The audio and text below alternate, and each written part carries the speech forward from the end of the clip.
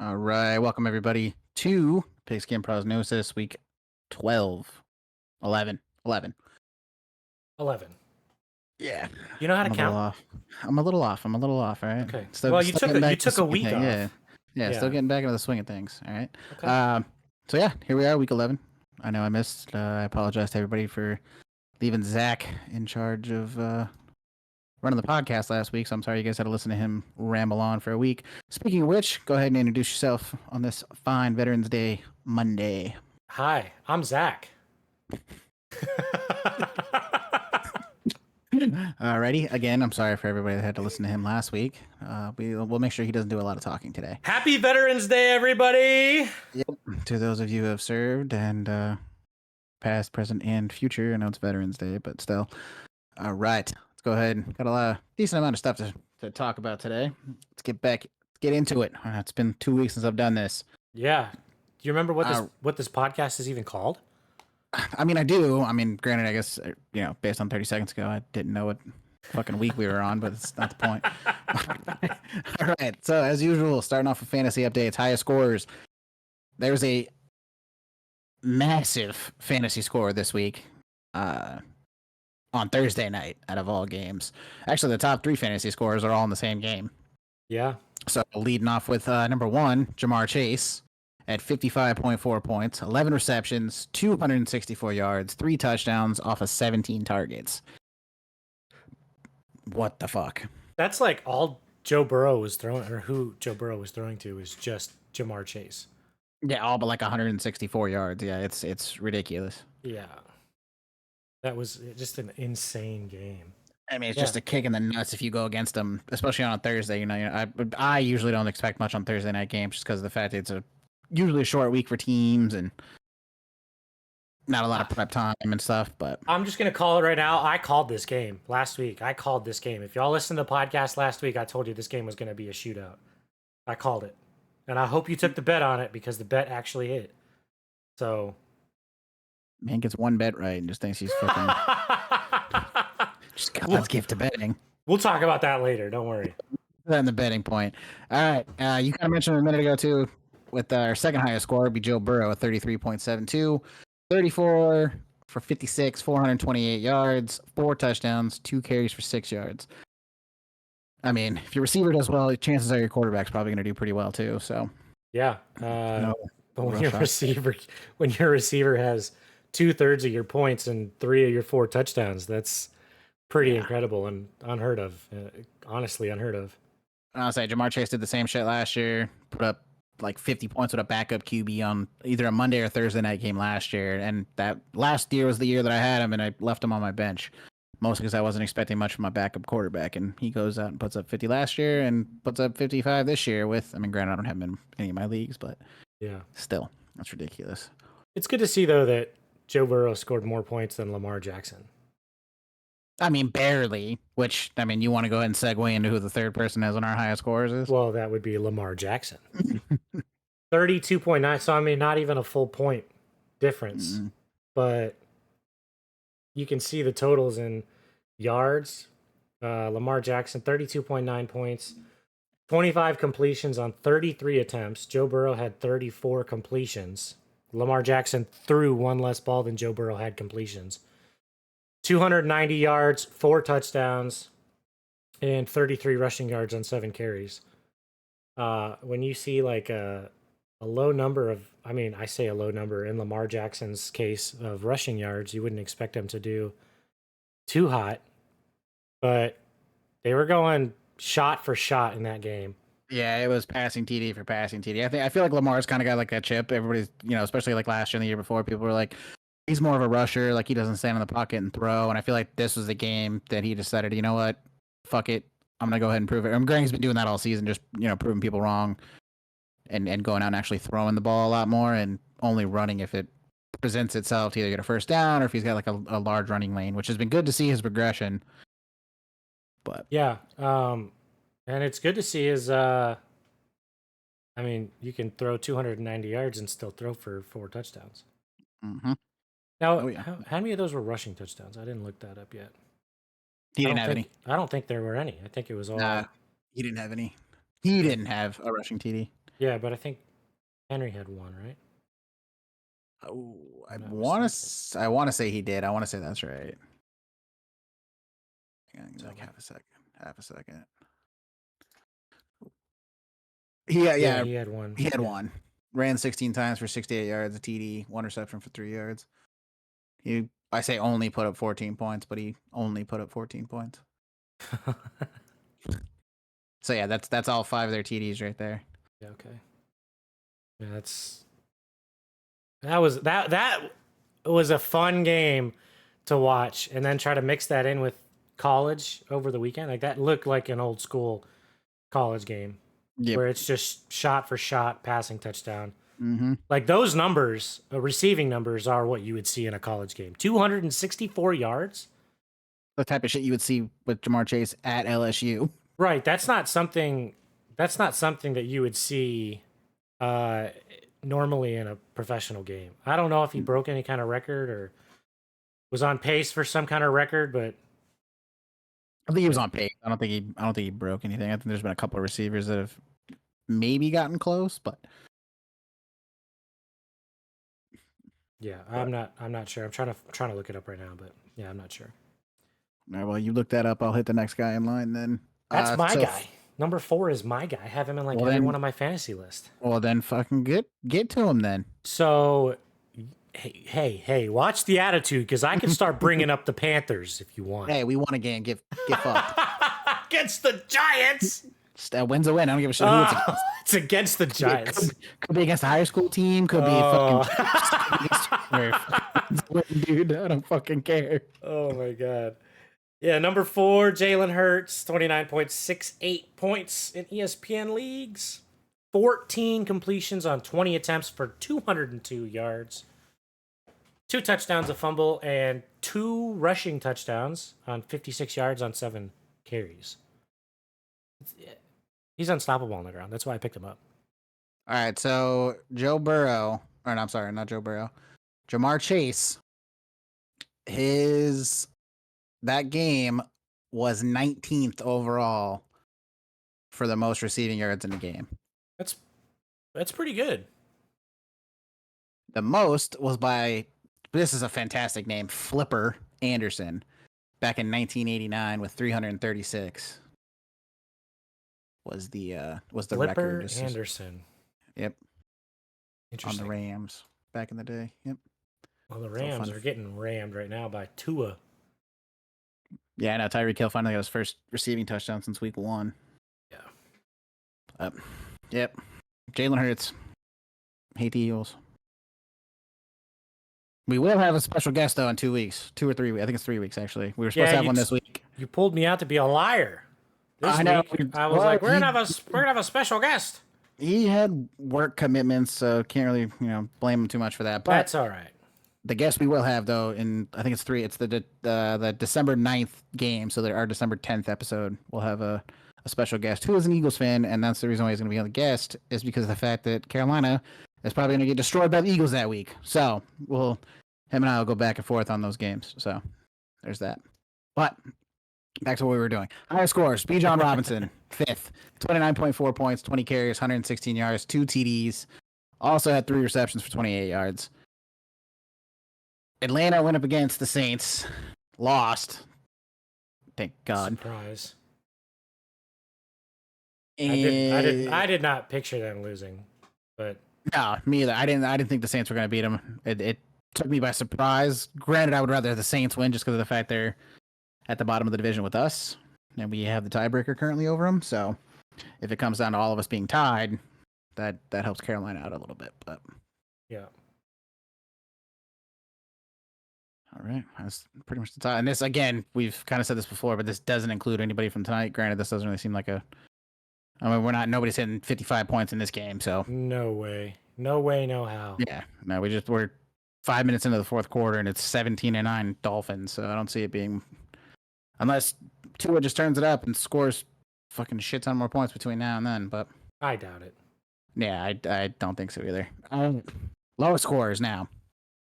The top 2 on this one, / surprisingly low scores. Top 2 on this are from the same team with the exact same amount of points. at Not 9.1 not apiece. surprising though when you know the team. No. So it's Garrett Wilson, Devontae Adams, which I don't know. I said this a couple weeks ago when Devontae got traded to the Jets. I expected more from that team in general. Not really sure what the fuck's going on, but Garrett Wilson, 5 receptions, 41 yards, was targeted 6 times. Devontae, 6 receptions, 31, was targeted 13 times and came up with less than half of the balls thrown his way. Yeah, that's just inexcusable. Yeah, I don't know. I'm at the point where I mean, I have Garrett Wilson in a few of my leagues, and I feel like he's one of those people that I might try to trade away if I can before the trade deadline in ESPN leagues or NFL leagues, depending on who you have. Just because of the fact that like I was optimistic about the volume that Garrett Wilson I thought was going to at least get, but he was targeted half the amount of times as Devontae, and we all know Rodgers has great chemistry with Devontae Adams. At least they did in Green Bay, not so much in New York now. But I don't know. It's hard for me to keep starting Garrett Wilson, especially knowing that like I think this is now 3 weeks in a row where he hasn't really put up double digits. I mean, I'm just not impressed with the team's scores overall. I mean, everyone on this list is someone that I would have expected them to be on the highest scorers list, but Garrett Wilson, I mean, I can see his average going down, but Devontae Adams is not somebody that I would expect to have this low points, but 6 receptions on 13 targets is just horrendous. Yeah. Horrendous. I don't know what's going on over there in the Jets. No, And I'm starting to believe the mentality of that it's all Aaron Rodgers' negative mindset over there. You know, he got Robert Saleh fired, so what's next?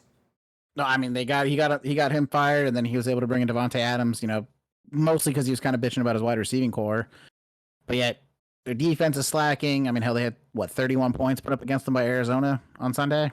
Yeah, and you scored 6 points. They didn't even score a touchdown. Yeah, with what should on paper, at least at the beginning of the year, especially now you had Devontae Adams in there, should be a stellar offense, and yet you're getting duds pretty much fantasy wise, and even on scoreboard in actual games. So yeah, I'm disappointed because I thought Garrett Wilson was going to be a steal for me, but here we are. Yeah, well, get in the bed. Thanks, Aaron Rodgers. Maybe next year. We'll see. That's if Aaron Rodgers doesn't retire. Well, yeah, that's a very good point. Yeah, which I feel like he wouldn't, but I mean, hey, I wouldn't go out like that, but I'm also not a professional athlete, so with a Super Bowl ring. But yep. So there's that. Next on the list, Saquon. Speaking of the Eagles, 8.8 points, 14 carries, 66 yards. Not a small amount of rushing yards, but just not what we've been expecting and seeing out of Saquon on the Eagles lately. With 1 reception, 12 yards. Didn't get a touchdown, which helps skew those numbers a little bit. But well, when your quarterback's hogging the ball, yeah, I can accept that. That's true. That's also true. Yeah, running twice or 2 for 2 TDs. Yeah, that's a valid point. But still, you're hoping to see some output from Barkley other than yardage. Maybe a couple more receptions would be nice to at least boost those numbers up a little bit. But you can only get so much if your team with your quarterback is just killing it. So you don't really need much of the run game, especially when Dallas just looked like complete ass. Yeah, I don't know what. I mean, I do know it's the Cooper Rush. I can't really blame him. I kind of feel bad that he got thrown into it, but I mean, they also have that guy from San Francisco. What's that backup's name? Trey Lance. Yeah, that guy. I mean, you can't really say he got thrown into it. He's known for over a week now that he was going to be the starter because Dak hurt his leg. Yeah, but I think it was kind of last minute that because it was at the beginning of the week. It was that Dak might be able to play, and then an MRI on was it Wednesday or Friday or something like that came up and showed up that he won't be able to play. Yeah, so. But still, I mean, you can't really be surprised by that. I mean, usually when you hear hamstring injury, shit like that, it's usually not a. Chances are you're not playing the following week, at least the following week. Yeah. But that's. Yeah. Who is number 4 on the? Oh, on Dolphins, I did see that. That's Who's not that guy that went down? Hang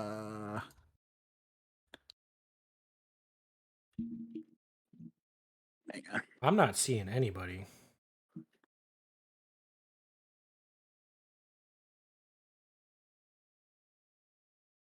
Oh, Cater Coho, cornerback. Interesting. Yeah, I did see him go down too. Anyways. Weird season for injuries, but yeah. It is. All right, last one on the low scorers list. CeeDee Lamb, 8.4 points, 6 receptions, 21 yards. Had a carry, 3 yards. Big gain there. And 10 targets, so he caught 6 of 10. Not too bad. You expect a little bit more from him, but especially if the young Cooper Rush is going to be targeting you, you've got to really help him out. And against the team like the Eagles, you can't be dropping stuff like that. There's just nothing. I mean, yeah, he drops the ball in the end zone because he, is blaming the sun, which he ended up having words. Yeah, he ended up having thoughts about putting up like curtains and shit since the way the field's designed, like the stadium's just designed stupidly in Dallas anyway. Yeah, where it afternoon games, the sun's just right through all the windows and shit up there, so you can't see anything. But that one catch wasn't going to make that game when it's 34-6. No. Your one touchdown in garbage time isn't gonna make that big of a difference. Yeah, I agree. Yeah, now we can go on to the betting section. Oh, this is my much to talk about now. Dude, I turned 13 cents this weekend into $42 on two sets of bets on college game day and NFL this week. And it's all because I do. He's letting everybody go through and be like, "Oh, put money on this," and the man puts 13 cents in. I'm just gonna put that out there. That's all I had left. I was down to my last 13 cents. I was desperate. I was a desperate man. But yet he's gonna spend like over $1,100 on a wheel and pedal set. We won't talk about that. I have to feed my gambling addiction somehow. Yeah, I listened to last week's podcast on, I think Wednesday or Thursday when I got. Actually, it might have been Friday when I was teleworking. Listened to it and was keeping track of the bets and like kind of writing them down and like making notes throughout Sunday and Thursday and Sunday's game. So I was like, oh, yeah. They would have hit. They did hit. So yeah, I think it's always nice to hit. Let me look back at my bets from last week just to make sure let's see. But hey, 14 cents to make $42. That ain't bad. Okay, so I picked. Where did I go here? Where's my shit at? Here we go. I picked the. Okay, I put a 6-leg parlay down. 5 of the 6 legs hit, which means I lost my overall parlay. But I did a round robin, which let me win a good chunk on that. The only thing that I missed on, so I picked the Bills at -4, they won by 10. The Vikings at -4, they won by 5. The Patriots were +6.5, they won. And then the Bengals, I picked over 53. There was like 67 points. And the Bengals +6, they lost by 1. The only thing I missed was the Falcons -3, and they lost. They needed a touchdown for my bet to hit. What would the payout have been for that? It doesn't tell me because I lost. Usually I think it would have been the plus whatever. Usually plus. It was a plus 43.43, so $44 payout. Not bad. So that So yeah, but I'm gonna do like I always do every podcast. I place the bets live. So while we're talking about these bets, I'm gonna throw them on my bet slip and. And he's gonna put 15 cents on it this week. You're damn right I am. I'll put a quarter down. I'm feeling frisky. 15 cents on it. But yeah, we'll lead off with the Commanders 3-point underdogs this week against Dallas. No, correction, I'm an idiot. You are. I'm reading. I'm Yep. reading our script. Shut the hell. Shut the hell up.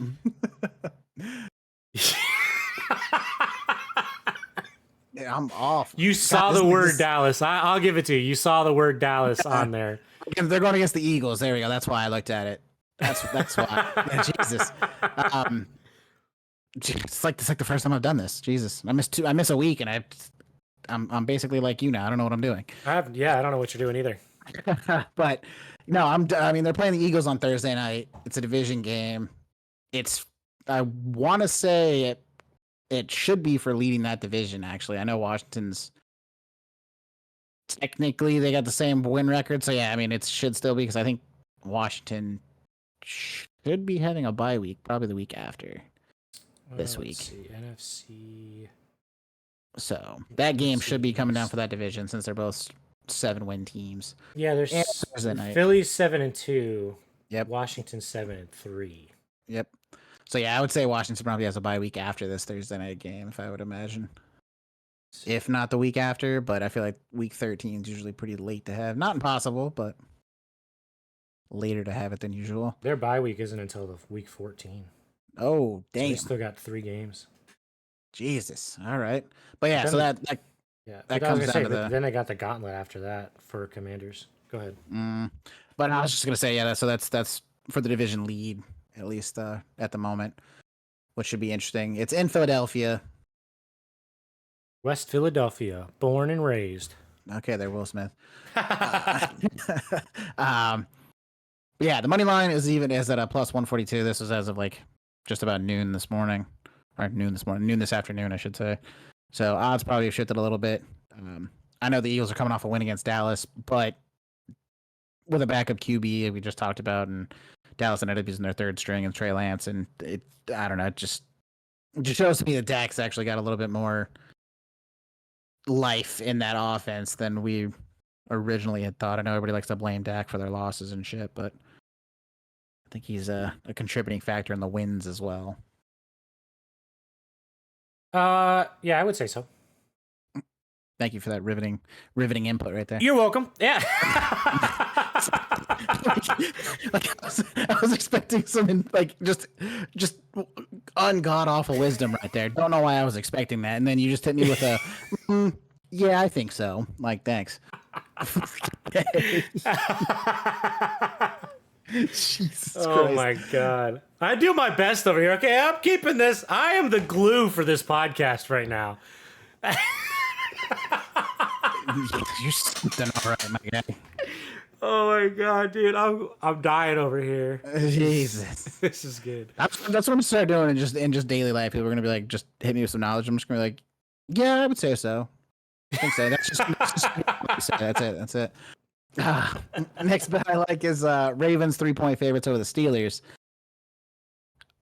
I actually like the Steelers as the underdog in that at plus 145. Steelers are at home. I'm still not fully convinced with the whole Russell Wilson. I'm going to call it experiment out in Pittsburgh. I think the Steelers can pull that upset off. I really do. I mean, we saw it last week where the Ravens were just, they were on the ropes. I'll say the least. The Bengals could have won that game. It came down to them going for the kick to tie it, or them getting the 2-point conversion and winning it.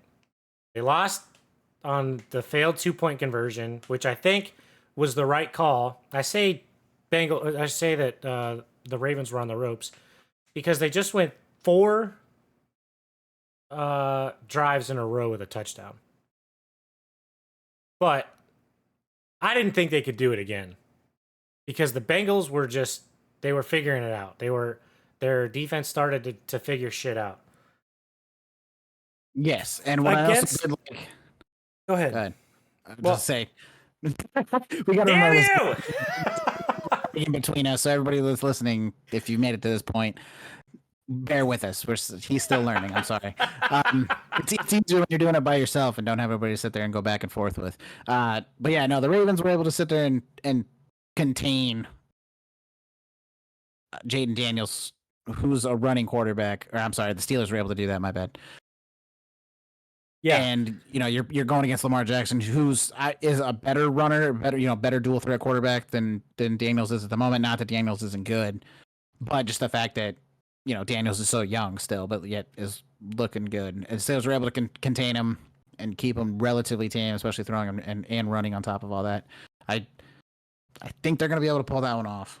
The other thing too that you think is you got Mike Tomlin coaching the Steelers, and Mike Tomlin's been in this league forever, and Mike Tomlin has never left the Steelers coaching staff. So he's been in the AFC North division for a long time. He knows those teams. Mm-hmm. He knows Cleveland. He knows Cincinnati, and he damn well knows Baltimore because that's really his only threat over the last couple of years. Bengals, yeah, sure. Are here and there, and then the Browns. Don't get me fucking started on the Browns, but oh no, let's go ahead since you want to. No, let's not, because I'm watching fucking OBJ play for the fucking Miami Dolphins now, and he actually caught a pass, unlike he could do in Cleveland. So it's okay. Whatever. It's okay. OBJ can't hurt you now. It's okay. He haunts me. Where's Baker? I want Baker back. Anyways, maybe not after this last week. I missed that man. I missed that, man. Yeah, so you guys are coming off a bye week, so I think if any team has a really decent shot at getting the Ravens, it's the Steelers. Not only that, but I think there's a little bit more on the line than just the win. It's going for the title too. The Ravens stand in the way of the Steelers division title, and it's much easier when you win a division versus trying to get into the playoffs on a wild card, because you're not just fighting against one team. If you're going for a wild card, you're fighting against other teams, and your playoff hopes could start to ride on if someone else loses. And you also, if you win the division too, you're playing at least one home game. Right. And so if you start to consider that, which I know we're still 8-9 weeks away from playoffs. Well, we're week 11 now, so week 18. So we're 7 weeks away, including this week, which would be 8 games. Claps for Zach, everybody. He can do math. I can do math. I figured it out. It's single digits, but I figured it out. It's starting to shape up. You're starting to pay attention to who's in and who's out and who's on the bubble, right? You're looking at the teams like the Browns, like the Panthers, who have no fucking shot.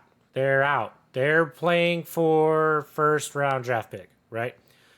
But you also got teams that are in the middle, that are in the hunt, that are starting to try to put a season together, that maybe tried to get some pickups on the trade deadline, but need somebody to knock down. And I think for the Steelers, it's the Ravens. And not only that, but I think they haven't played each other yet this year, and they should play each other twice, if I'm not mistaken.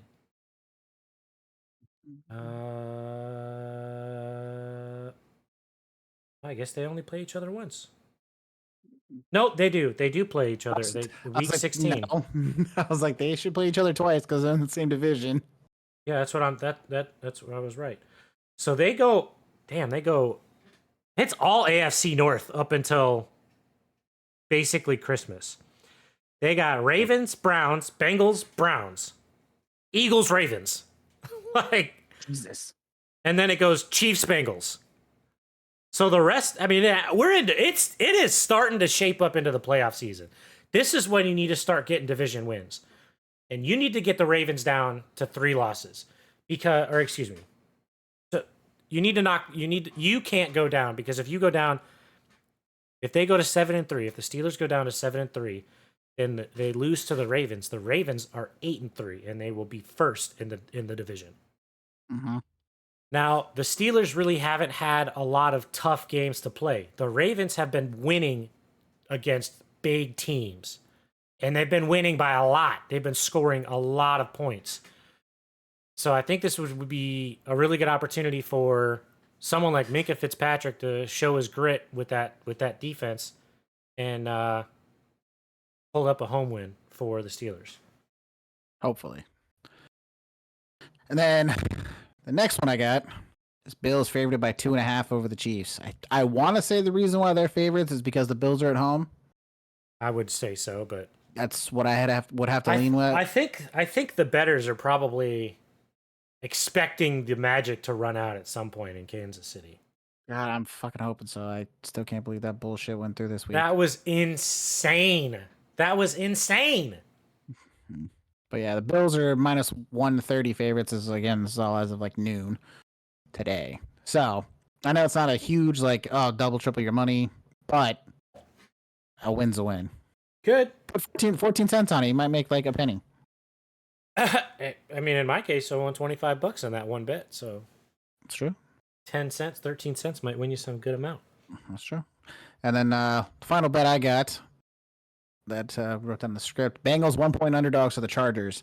I don't know if I'm missing something. The Bengals are plus 100 underdogs in that game. I have a feeling Jamar Chase is going to go off, and it's a Sunday night game.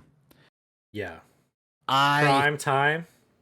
I have a feeling, especially losing the way that they did last week, I have a feeling that the Bengals are going to come out with a little bit of a chip on their shoulder.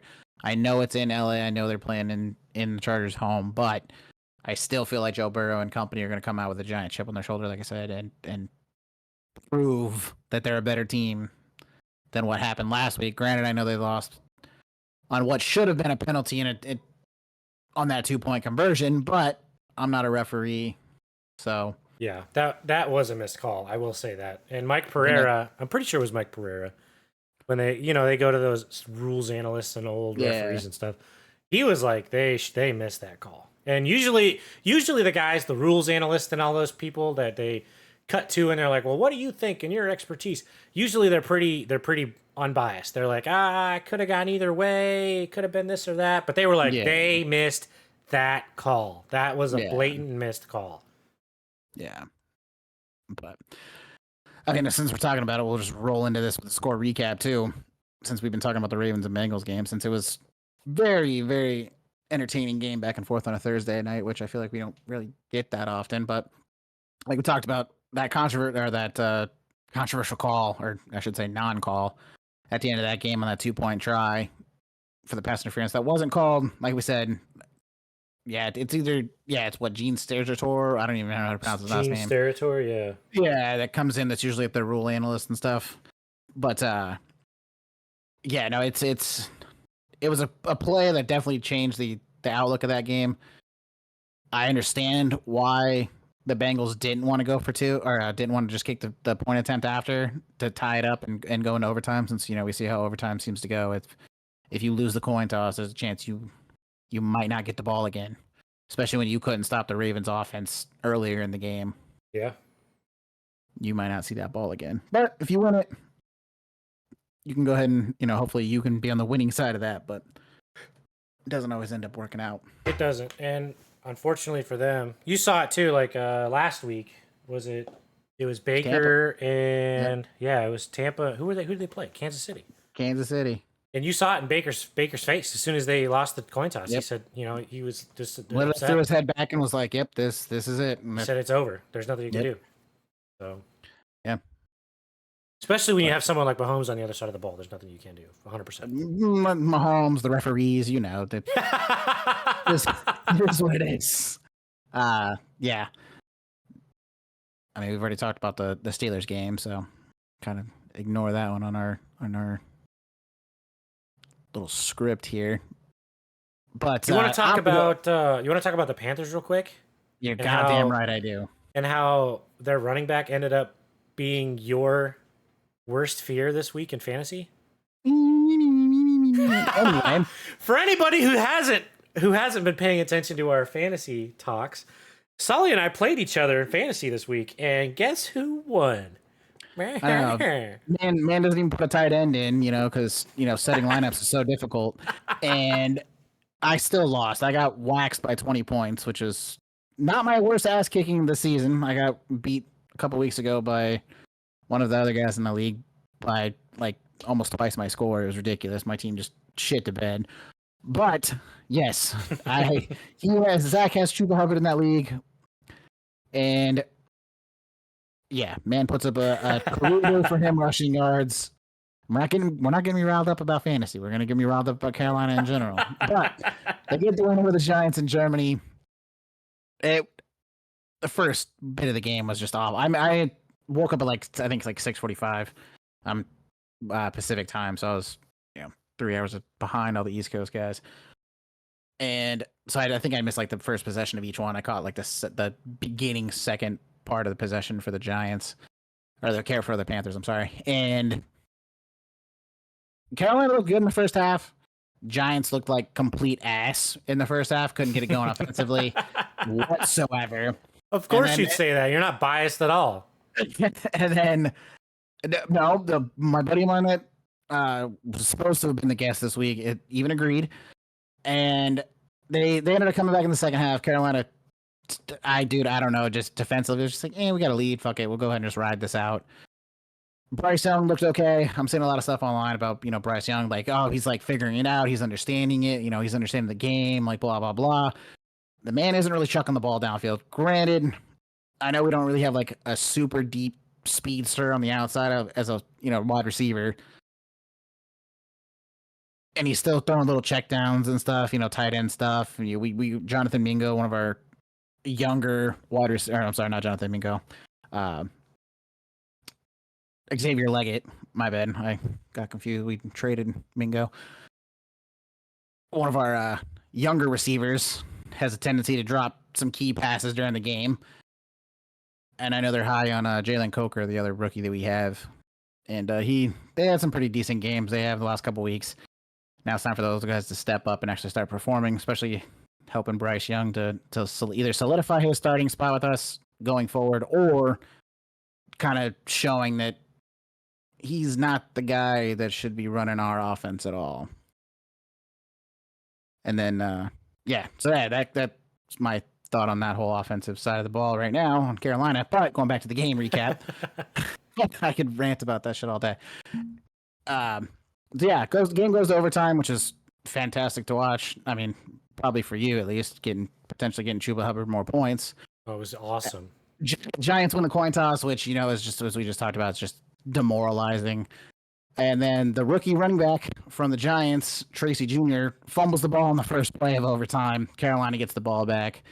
Three running plays later, we end up kicking the field goal to win the game, which gives Carolina their first back-to-back wins since 2022, which is insane. It's been like 700 days since our last back-to-back win, which is ridiculous. It is crazy. We now have more wins than we had last year, so I'm gonna take that as a positive going into this. Yeah, that's huge. At the end of the season, we went to the bye week this week. Back-to-back wins, which is fantastic. Young's not, like I mentioned a minute ago, not looking amazing, but he's not making any mistakes right now to keep us, to knock us out of the game, which is nice. Yeah. To see.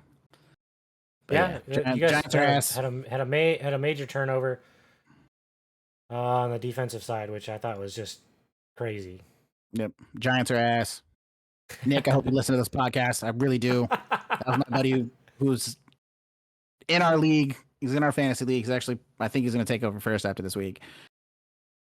But he was supposed to be the guest on this. I hope you heard that, and I hope you listen all the way through so you can hear me say it. And granted, I think he would agree too. But it was fun. It was a good way to wrap up the international slate of games with Germany. And everybody was thinking originally when this game first got announced that, like, why are we doing this to Germany? Like, in the first game that they get out there and they get the Giants and Panthers. Like, believe me, I was one of those people as well. That was just like, oh God, I'm sorry. But it came out to be at least a semi-entertaining game. But yeah, so I said we talk about the Lions game, and there was a ton of close games and stuff this last week. If we talked about all of them, we'd be here until fucking late as shit. It'd be a 4-hour podcast at least. Yeah.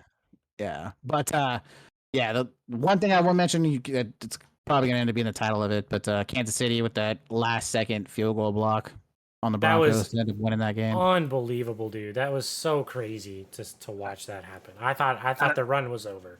Yep. And did you hear? I don't know if you've seen any of the clips and stuff, but Patrick Mahomes like walking by talking to the one of the referees, being like, "Hey, like if you could see him getting close to me, can you let me know? Or like if they're getting close to my left guard, can you tell me?" So everyone's like, "Look at that! Mahomes is already trying to work the refs over already." No, I didn't see that. Yeah, it's all over. I think CBS Sports has posted it, and it's all over. Everybody's sitting there saying like, oh, he was talking about like, lining up on the line of scrimmage so that they don't get a false start penalty or like an offside penalty or anything. But we all know what's really going on in Kansas City. All you Kansas City fans, y'all are bribing the referees. I know what's going on over there. Can't get that shit past me. Yeah. And Says the if guy there's any whose Kansas City team's fans, 3-7. that's not relevant. If there's any Kansas City fans that end up listening to this, go ahead and leave an email to Zach specifically. Whoa, whoa, whoa, whoa, whoa, whoa, whoa! Let's Specifically. not bring my hatred to KC in this one. Yes. See, My beef is a playoff game a couple years ago against Cleveland. That's all I got on them. That's it. but yeah, there's I don't know some voodoo magic's going on out in Kansas City right now, and hopefully that shit ends soon. It is. They got some pagan magic out there for sure. Yeah. But yeah, next thing we'll talk about the Lions. I'm sorry. Yeah, we'll do the Lions. Fuck it. I was gonna leave that one for last, but you know who didn't have a good quarterback day was Jared Goff. Yeah, I guess that'll be our segue into the Lions. Which 5 interceptions with a win. I will say he is only the third quarterback to have that happen since 1991. The other two are Drew Brees in 2012 and Tony Romo in like 2007 is what I think I wrote down. Yeah. So, yeah, no, that was crazy. It was rough for Detroit. Goff ended up going 15 for 30 for 240 yards, 2 TDs, 5 picks, 1 carry for 2 yards. However, though, the defense did step up. Dan Campbell mentioned it during the halftime interview that they needed to start getting some turnovers. Ended up getting 2 interceptions and getting that done so that they can go down and get that game-winning field goal, which is nice to see. Let's keep it pushing for the Lions. I'm pulling for them. I think they got a real chance to be Super Bowl contenders and give, with the way it's going, Kansas City a run for their money, hopefully. But hopefully KC doesn't make it that far for the Super Bowl. But they'll paint the referees. I mean, I saw Patrick Mahomes win as a Kansas City player for Halloween. He ended up just dressing up like a referee. So there's that. That's CJ Stroud went 19 for 33, 232 yards. Touchdown, 2 picks, ran 1 time for 5 yards. They came back. That was a crazy game too. Yeah. The Lions were down at one point like 10 or 13 or something like that. Yeah, they didn't look good. Also, the Dolphins just beat the Rams 23-15. Yeah. Amon St. Brown now has a touchdown in 7 straight games, setting a Lions record. Lions play the Jags this week and are heavy favorites. 13 points. Yeah, I was gonna say, which is I think one of the bigger spreads I think I've ever seen. I think they're minus 800 like money line favorites. I've seen college teams with a closer spread than that. Yeah, which is insane. Nuts. But yeah, let's go Lions. Let's keep it moving. And let's get that first round bye, that home field advantage throughout the playoffs, and take our talents to hopefully getting a Super Bowl win for Detroit. Hopefully this season. And then the last thing I got, since we're coming up on almost an hour now, would be the Niners win over the Bucks. Damn close game. That was a crazy game, and I really thought the Bucks could pull it out. I really thought they could. I was upset that they didn't. That's because you love Baker Mayfield. We've already established this. I love Baker Mayfield. Yeah, we know. But it was nice to see CMC come back. A lot of people's first round, actually number 1 pick in a lot of leagues. I know I was that same boat for a while. Finally coming back after 10 weeks. Getting some touches. Ran 13 times for 39 yards. Had 6 receptions for 68 yards, which is really what you want him for, those little check down slants. Yeah. Because of that, Brock Purdy went 25 for 36, 353 yards, 2 TDs.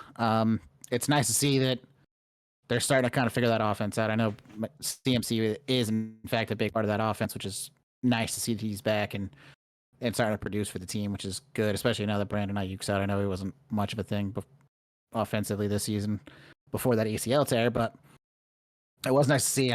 We talked about it before the podcast about Deebo and the long snapper and Jake Moody kind of getting into it during the game. I think Deebo was just a little frustrated since special teams kind of been shit in the bed. Yeah, that's what Deebo said after the game. He said that he came up and he said like lock it in or something like that to Moody, and I guess the long snapper kind of took offense to it. Which, I mean, you know, I get it. Like I listened to Deebo and he was like, it's the heat, the heat of battle, your emotions are running high and whatever. Like he wasn't trying to be a dick to Moody because he's like, I can't kick as good as Moody can. And, especially for Moody to miss 3 field goals in a game is tense, but to make the one that counts the most is some of the guys I was talking to, or some of the guys that I was listening to talk about it on one of those talk shows where like he's got that dog in him is what they said for Jake Moody and the long snapper, because the long snapper Deebo Samuel like hit the long snapper in his fucking neck, and he went after him. He was jawing at him down the sideline. He didn't let him go. So good for both of them to like, you could see the emotions were running high, but that's because you wanted to win, and it came down to your leg. Like you missed 3 field goals in a game, but you still got the opportunity to win it for your team, and you did. So good for him. 100%. Yeah, no, that was good to see. Good game. Like I said, like seeing CMC coming back, and I feel like they're giving a lot more touches than I would have first game coming back after some Achilles tendon issues on both legs. But hey, looks like he's handling it. He's not having any pain. He wasn't limping around, so it was good to see. I left him on my bench. I left CMC on my bench. I started him. Nah, I was like, I don't know what his condition is right now. I'm not sure. So nope, I'm starting him. Every league that I have him in, I'm starting him. Didn't even think twice about it. I just know the fact that all it takes is that man to break one run, one little check down pass, and he's taking it to the house. Which, high risk, high reward. But hey, it's fantasy football, so why the hell not? But your best friend Baker Mayfield went 18 for 29, 116 yards. Not really impressive, 100 yard wise, but all right. And 1 touchdown. And Bucky Irving ran 13 times for 73 and a touchdown. Was a good game to watch. I'm excited to see CMC coming back. It might be a little too late for my potential fantasy playoff run to happen, but it's good to see him back, and hopefully I can play spoiler for those that potentially could make it in our league, and see what I can do to play spoiler. And hopefully I'll be able to play spoiler on you for one of these. Well, it's not going to be this week since you already beat me, but still. I whooped that ass this week, boy. Yeah, but I beat you week 1. So whatever. I let you have it. Yeah. You let me have it. You could say that this week since you left the tight end out, but yeah, okay. Well, but yeah, but like we said, there was a bunch of other really close games. The Saints being another close game, 20-17 over Atlanta. We already talked about Kansas City, Minnesota winning 12 to. Sorry, my phone went off. 12-7, I believe. That was the. That was who was that? Because that was that was the Minnesota game. You said, right? Yeah. Yeah, that was over Jacksonville. Dude, that was a rough game for Sam Darnold. He threw 4 interceptions in the red zone. 3 of them were in the end zone. Like that was a. Yeah, 12-7. That's just God. And I, of course, naturally had Darnold starting because I figured Jacksonville's defense wasn't going to be that great. That was also a stressful game for me because I had Minnesota as 4-point favorites and they won by 5. So, yeah, talk about scaring me shitless at the end there. Oh, I bet. But yeah, that was pretty much all I got, man. Unless you got anything else you want to touch on or anything. I know we're coming up right about that hour mark. No, yeah, we're at the 53-minute mark. So, no, I'm excited. I got some good bets in for this week and hopefully make some more money. Hopefully not. Hopefully put more than 15 cents in. Hey, yeah. I think I put like $10 in. Let's see. There you go. All right. What I put. No, I can't count that high. It shows you what you put in. Well, yeah, but there's like 7 different bets. I have to add them all together. Oh my God. Math is hard, everybody. 7, 12, 14, 50, 15, 16, 25. I got my bets. All right.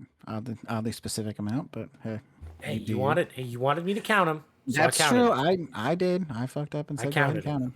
I did. But Yeah, I mean, if you got nothing else, man, I think that pretty much sums up this week. I would say an exciting week of football. Yeah, it was a high scoring fantasy week. Yeah, especially for those of you with Jamar Chase. But as always, Zach, it's a pleasure. I mean, you talked about last week how both of us enjoy doing this every week, and I do. It's always fun going back and forth with you.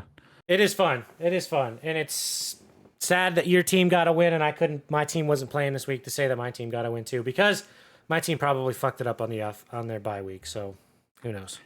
Yep. But next week it'll be the other way around. My team has a bye week, and your team plays the Saints. So I'm actually going to be pulling for the Cleveland Browns next week because I want them to beat the Saints. I want them to beat the Saints too, but yeah, maybe I'll go to that game and see. Who knows? Oh yeah, I forgot. Yeah, you're right there. Yeah, right here, right down the street. Check out VetTech. See if they got any. They do a drawing every week on base for free tickets to the game. So I might put my name in the raffle. Nice. So next week, everybody, we'll probably record Sunday night. Zach and I got to work out the details. I'm going in for surgery on Monday next week. Ruh-roh. So I'm probably going to be still a little loopy from anesthesia, and that's the best time to record. Being a little miserable from getting some surgery done. So we'll probably record late Sunday night just so we can, give you guys I say quality podcast, but you guys have heard the podcast. Not that ours is a complete ass, but you get the point. So me and Zach will discuss about that. If we have any updates or anything, we'll actually leave it in the comment section of this week's episode for you guys. Yeah. But as always, thank y'all for checking out the podcast. Feel free to like, sub, leave a comment, say hi, say hey. Let us know if you won or lost this week in the fantasy realm, and let us know if you made any money on the bets, because I know I did. So if anyone listened to me, I know you made some money too. So yeah, that's all I got. Sully, it's as always, it is a pleasure, and good luck on your surgery next week. But we'll talk again before then. So for sure. Thank you. Everybody have a good one. Everybody, peace out. Be safe. Later.